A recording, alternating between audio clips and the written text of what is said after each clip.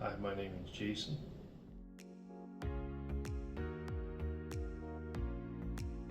Do you have? I have systemic mastocytosis.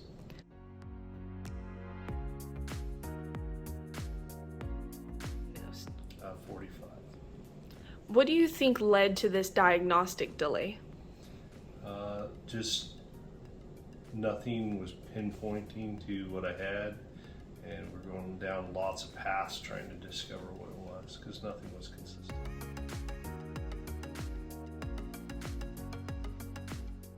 Itching, flushing, hives, swelling, sinus congestions, throat swelling, palpitations, change in blood pressure, abdominal pains, headaches, brain fog, anxiety that's not brought on by stress, short memory span, so your short-term memory is really affected by it, especially with the brain fog.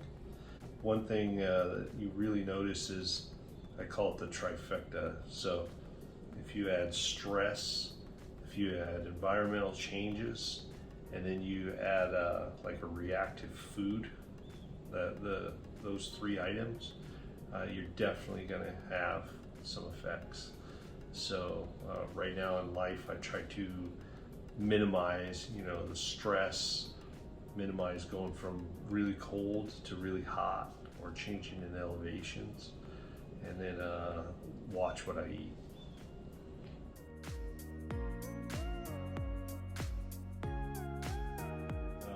Food reactions, reactions to sunburn, skin reactions. There's a multitude of things. Sometimes I would eat something and I'd have a reaction to it. Sometimes I'd eat the same thing again and have nothing. So nothing was consistent. So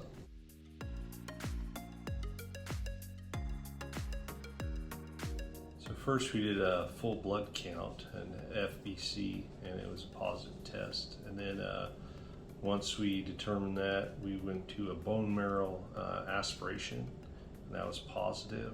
And then we did a skin biopsy, that was positive. And then molecular testing, and then that was also positive.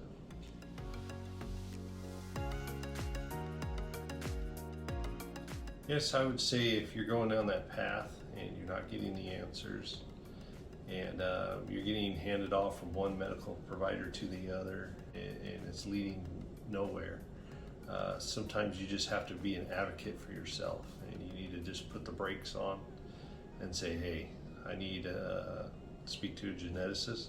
I need to do a genome sequencing, whatever testing that you think that you need. Sometimes it takes quite a bit of effort, and there's a lot of programs out there. You can do an entire genome sequence where it tests for everything.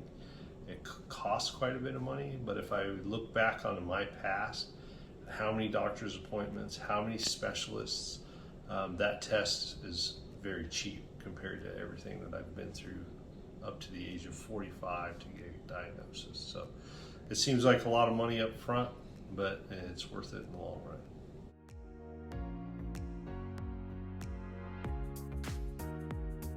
So I have two family members had leukemia, which is the final stage of this diagnosis. So you go through stage 1, stage 2, stage 3 is leukemia. So two members with leukemia. We don't know if they had the same diagnosis in the past, because by the time they found out of their condition, it was too late.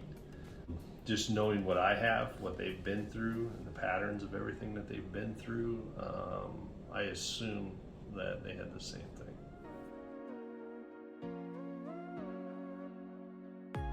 So my condition has different levels, and the longer it goes undiagnosed, the worse the symptoms become. So in the beginning, it is minor symptoms like headaches, dizziness, minor reactions. But because I didn't know what it was, and it went on for so many years, now it's led to organ swelling, and in its early stages is manageable, and its later stages is now become like overwhelming. If I would have got an earlier diagnosis, I could have made some lifestyle changes that would have, you know, kept me in a lower level instead of moving up. My, you know, overall life would have been easier. So right now, spending lots of money and lots of time and lots of dedication to keeping this under control, where at a lower stage I wouldn't have had to put so much in.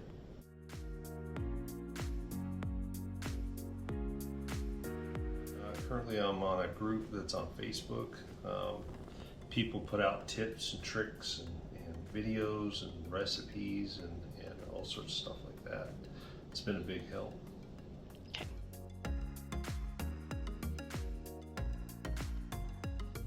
When I was younger, geneticists was not readily available.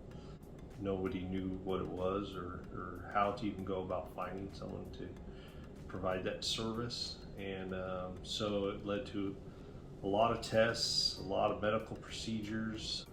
When I moved to an area that it was available, it was finally an answer to something that I've been trying to figure out for years and years.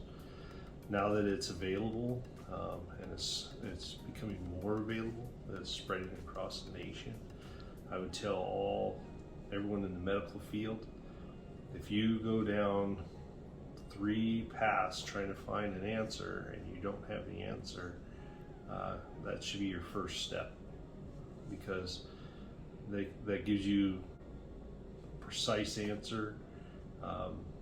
You're not going to waste people's time, people's money, misdiagnosis. You know, there's a lot of things that it prevents. So I would say if you got a patient, you just can't figure out what it is, that should be the first step you go to.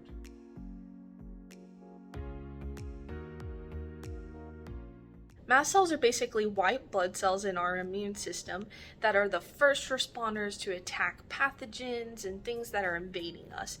And so while they do have benefits, there are some people with a rare genetic condition called systemic mastocytosis who have an overabundance of mast cells, and they are depositing in their bones, joints, skin, and attacking them. And when these cells are attacking, they release substances that are causing allergic reactions and organ damage. And if this is going on long term, this genetic condition can actually develop into more serious things such as organ failure and leukemia. And so it's very important for individuals with this diagnosis to get it earlier on in life. That way they can try to prevent and make some changes in their life to not get to those extreme stages. And there are many resources online to find other people with the condition. As Jason mentioned, there's a Facebook group who the individuals involved in that share recipes that help with histamine levels and all sorts of things. I'm going to list some of those people and organizations that are here to help you with your genetic diagnosis. Thank you.